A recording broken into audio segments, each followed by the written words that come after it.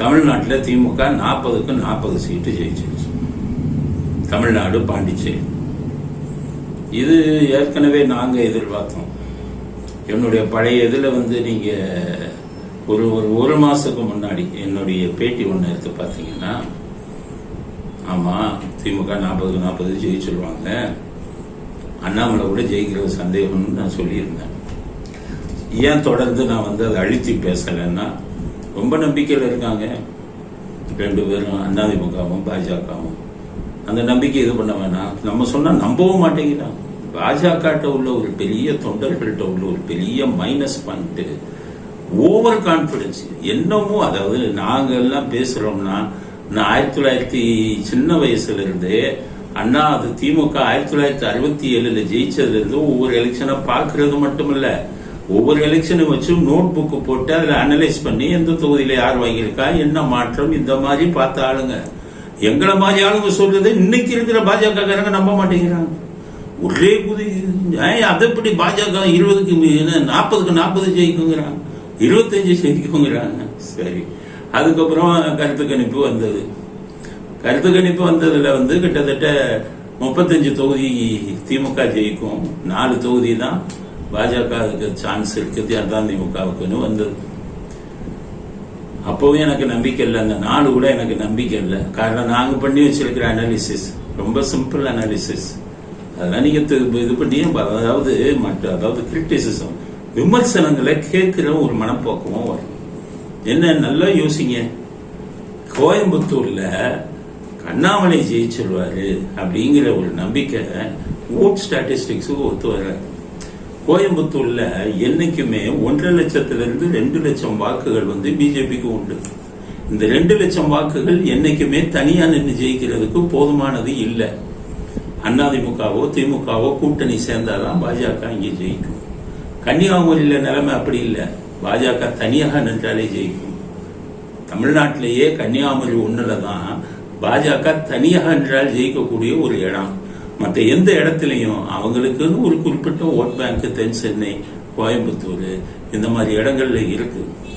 ராமநாடுலாம் பெருசா பேசுறாங்க, 50-60,000 மேல ஓட் பேங்க் இல்ல. ராமநாதபுரத்துல, திருநெல்வேலியில 50-60,000 ஓட் பேங்க் மேல இல்ல. இப்போ கொஞ்சம் கூடி இருந்தா ஒரு 30-40,000 ஓட்டு கூடி இருக்கும். இதுதான் கள நிலவரம். நிலவரத்தை மீறி தமிழ்நாடு எதிர்பார்த்தது 40க்கு 40 நானே எதிர்பார்த்தேன். எனக்கு வேண்டியவர்கள்ட்ட பேட்டியில சொல்லாம நேற்று கூட ஒருத்தர் போன் பண்ணார், அண்ணாமலைக்கு வாழ்த்து சொல்லுங்கன்னு. மிக முக்கியமான சீனியர் வக்கீல் சுப்ரீம் கோர்ட்ல அண்ணாமலைக்கு போன் பண்ணி வாழ்த்து சொல்லுங்கன்னு. நான் அவர் தோத்து போயிடுவாரு சார், எப்படி வாழ்த்து சொல்ல சொல்லி. இல்ல என்ன இப்படி சொல்லி, அவர் தோத்து போயிடுவாரு, அதனால எலெக்ஷன் ரிசல்ட் வரணும் அப்படிங்கிறதான் நான் சொல்லியிருந்தேன். அதனால கள நிலவரத்தை கரெக்டா புரிஞ்சுக்கிறத நீங்க. அண்ணாமலை 2 நாளைக்கு முன்னாடி ஒரு வீடியோ போட்டிருந்தாரு, ட்விட்டர்ல பார்த்தேன். அதில் சொல்றாரு, எலெக்ஷன் கவுண்டிங் என்ன கொஞ்ச நேரத்தில் பாருங்க, கோயம்புத்தூர்ல திமுகவுக்கு டெபாசிட் போக போகுதுன்னு சொன்னாரு.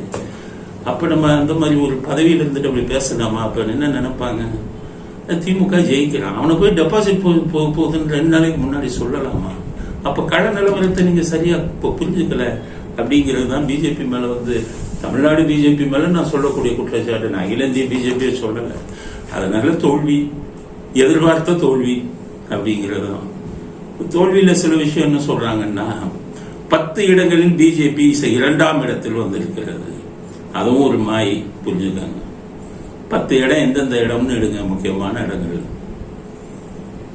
டிடிவி தினகர் நின்ன தேனி, ஓபிஎஸ் நின்ன ராமநாதபுரம், ஏசி சண்முகன் நின்ன வெள்ளூர், தமிழிசை சவுந்தரராஜன் நின்ன தென் சென்னை, அண்ணாமலை நின்ன கோயம்புத்தூர், கிட்டத்தட்ட ஒரு நயினார் நாகேந்திரன் நின்ன திருநெல்வேலி. இதை பூரா எடுத்தீங்கன்னா விஐபி தொகுதி. அந்த தொகுதியில் நிற்கிற அவங்களுக்கு அங்கே தனிப்பட்ட செல்வாக்கு உண்டு. அந்த தனிப்பட்ட செல்வாக்கின் அடிப்படையில் தான் இந்த 10 இடத்துல 2வது இடத்துக்கு பிஜேபி இருக்கு.